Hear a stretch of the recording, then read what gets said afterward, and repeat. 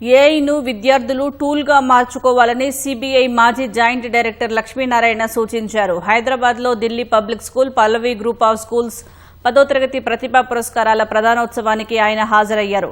అత్యుత్తమ మార్కులు సాధించిన విద్యార్థులకు లక్ష్మీనారాయణ సన్మానించారు. విద్యార్థులను మార్కులకే పరిమితం కాకుండా సమాజంపై బాధ్యత కలిగిన పౌరులుగా తీర్చిదిద్దారని లక్ష్మీనారాయణ పేర్కొన్నారు. మన చదువుతో పాటు రాబోయే కాంపిటేటివ్ ఎగ్జామ్స్ కూడా సైమల్టేనియస్గా ప్రిపేర్ అవ్వడం చాలా జేఈ మెయిన్ కావచ్చు, నీట్ కావచ్చు, క్లాట్ కావచ్చు, సియూఈటీ ఎగ్జామ్ కావచ్చు, ఎన్డీఏ కావచ్చు, వీటన్నిటికీ కూడా ఎగ్జామ్ రాయాలి. కాబట్టి దానికి ఇప్పటి నుంచే మనం ప్రిపేర్ అయితే గొప్ప విజయాలు సాధించవచ్చని పిల్లలకు చెప్పడం జరిగింది.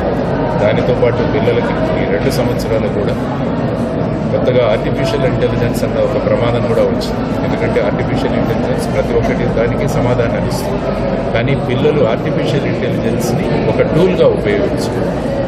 లేకుంటే మీ క్వశ్చన్ పేపర్ దానికి ఇచ్చేస్తే అది ఆన్సర్స్ ఇస్తుంది.